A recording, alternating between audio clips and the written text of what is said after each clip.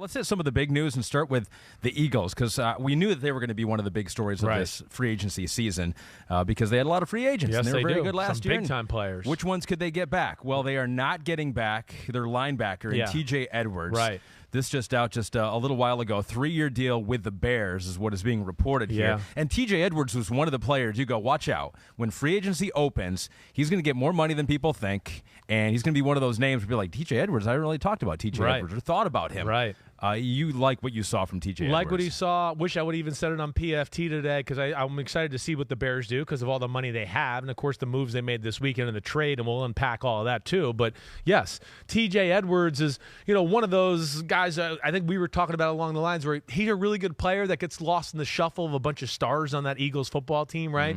And he might not have been the most marquee free agent name they had, right? It's, we know Javon Hargrave and Bradbury, right? Slay and a little bit of the requesting the trade, Chauncey Gardner-Johnson. I mean, it's really unbelievable when you talk about it. Like you said, the Eagles, they're so good, and there's like 4 marquee players we just named that might not be on their team. But Edwards is phenomenal, and he did get lost in the shuffle, and this is the perfect scheme fit. I wish I would have called this because this is where I would have called he would have gone.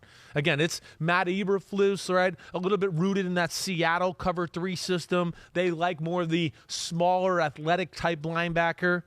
He's a guy that goes around 235, 238, somewhere along there.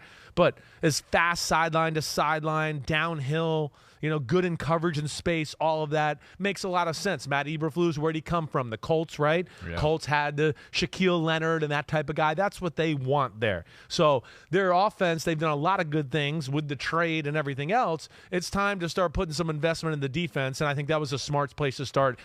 You lost Roquan Smith in the trade during the year. Yeah. It's an important position for this defensive scheme, and I'm not shocked to see it. What kind of money are we talking? Is it said yet? I don't think we know yet. We don't know. That'll trickle in as this pod continues. I wouldn't be shocked to see like 3 years, maybe $54 million, where he gets like 36, maybe 40 up, guaranteed, and he'll have to earn that last year of the contract, right? Yeah. Something like that. But I would expect to see a pretty front-loaded year or 2 to start the contract, and then if it goes well, hey, he'll see number 3. If not, they'll, do something else. I want to dive deeper into the Bears, unfortunately, reluctantly. As the Bears overtaking the North. They're going to be one of the teams of the offseason. You're going to have to deal with them. They're back in your life. Just as long as they win the offseason. They can win the offseason. It's so perfect, though. You guys are just getting good.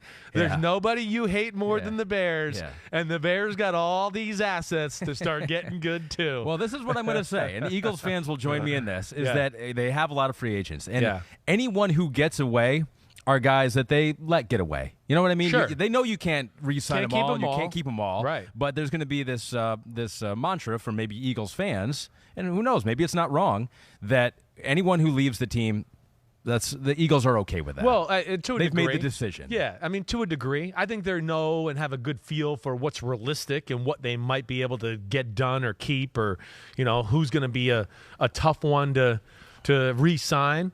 But also, I mean, they're going to be calculated, and as we've talked about, they're like, oh, I was way off on my money. It was way lower than what I thought. $19.5 million, so it's 3 years. Total $19.5. I thought he might get something bigger than that. That's not a crazy number. Are you his at all. agent? Are you acting as his agent? Not. I'm not. But wait, so the other part of that with the Eagles thing too is, hey, it's all the draft picks they have and the assets they have over the next 2 years. Yeah, they don't have to panic. Sign anybody or give them some crazy contract like that. So I'm not shocked, to see T.J. Edwards go, and we'll see. Maybe 2 out of the 4 guys they keep, but I don't think it's going to be any more than that. Arch Creep in our YouTube live chat Arch Creep, says like Edwards has the highest grade of all linebackers since he took over as a 3-down player season before last. So he, much like you, is all on board. T.J. Edwards. Yeah, Edwards is is a 3-down linebacker, and he's what you're looking for in the modern day, linebacker. As far as he's not your old school New York Giants, like thumper, huge guy, right? That's not what he is. It's a little more rooted in athleticism, and that's the kind of defense the Bears play. So he's going to be perfect for what they want to do, let alone he's a field general. You can tell he's smart with the way he plays. We talked about the Eagles a lot, right? All the things they did in the secondary and how they changed defenses on motion and shifting formations. Well, he, more times than not, was in control of trying to organize everybody. It wasn't an easy task, but, yeah, I think he's perfect for Matt Eberflus. I do want to get into the Bears at some point. Yeah. Ayush Bodigi on our live chat says, which teams do you think have the biggest turnarounds from free agency? So, I mean, it seems like the Bears are active both in the trade market and free agency. Yeah, right. They might be number one. They're the team I would look at to go watch out. I mean, again, offensively, like we said, they're not far off. I mean, when you talk about Claypool, DJ Moore, Darnell Mooney when he comes back, the offensive line, hey, they could open up some holes in the running game. Yeah, they need a little help here, and this is, I think McGlinchey's even on the radar here for the Bears, and people are expecting something to happen there, which I wouldn't be shocked. Right.